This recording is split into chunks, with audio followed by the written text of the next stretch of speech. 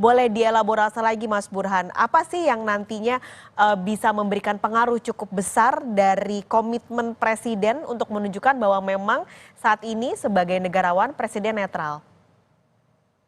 Ya, menurut saya Presiden harus menindaklanjuti pertemuan sekarang, kepada seluruh aparat pemerintah Mhm. agar netral, tidak memberikan privilege tertentu kepada salah satu calon.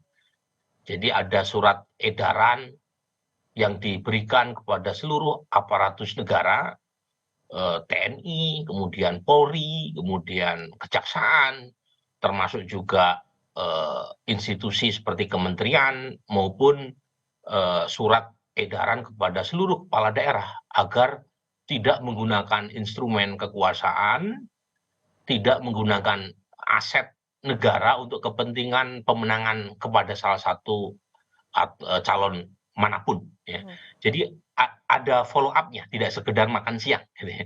Makan siang penting gitu ya. Tetapi jangan sekedar makan siang saja, tapi ada follow up-nya dan kemudian publik mengawasi. Kompas TV, media, civil society mengawasi ada tidak abuse of power berkaitan dengan proses menuju 2024 nanti ya. Termasuk, nah pertemuan kali ini bukan semata-mata itu ya, tapi Presiden juga harus memberikan gesturnya kepada ketiga calon presiden yang diundang. Ya, setahu saya yang diundang hanya 3 capres ya, Mhm. cawapresnya nggak diundang gitu ya. Setahu saya ya, jadi Mas Gibran nggak ada di situ, Pak Mahfud nggak ada di situ, Pak Muhaimin nggak ada di situ. Nah, saran saya gitu ya, itu juga dipakai untuk memberi nasihat kepada 3 calon presiden yang diundang makan siang ini ya, agar kampanye secara damai dan gembira. Mmm. Ya, jangan menyebarkan hoax, jangan menggunakan politik identitas, ya, jangan menyalahgunakan kekuasaan, ya. Ini penting nih, karena situasi dunia sedang tidak baik-baik saja, ya, geopolitik sedang memanas di banyak tempat, di Timur Tengah, kemudian di Rusia dan Ukraina, kemudian memanasnya perang dagang antara Amerika dan China, ya.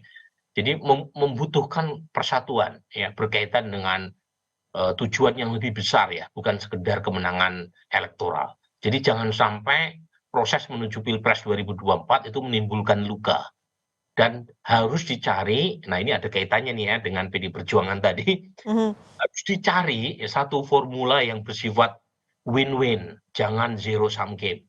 Mmm. Ya, karena terus terang saya harap-harap cemas ya, sangat khawatir melihat perkembangan perseteruan antara PD Perjuangan dengan Istana yang menuju pada indikasi yang kurang positif.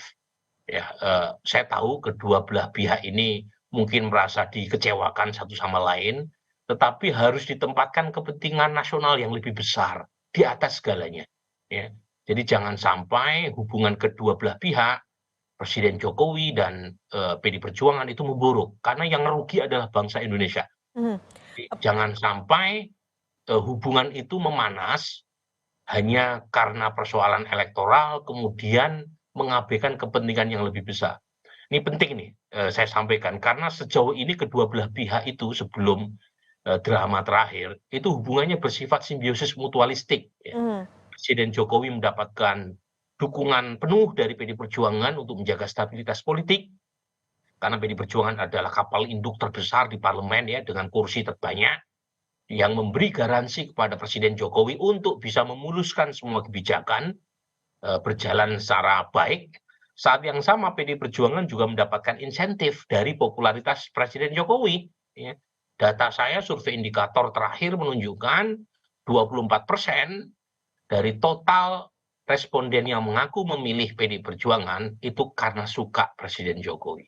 Jadi Mhm. kalau misalnya kedua belah pihak ini memanas, dari sisi politik Presiden Jokowi kehilangan salah satu induk pendukung utama stabilitas politik pemerintahannya, apalagi jelang berakhirnya masa jabatan beliau tahun depan, dan saat yang sama PDI Perjuangan juga kehilangan 6 persenan suara dari kantong basis pendukung Pak Jokowi menjelang pemilu legislatif dan Pilpres 2024. Jadi yang dirugikan bukan hanya Pak Jokowi, Mhm. PDI Perjuangan, tapi yang paling penting bangsa Indonesia.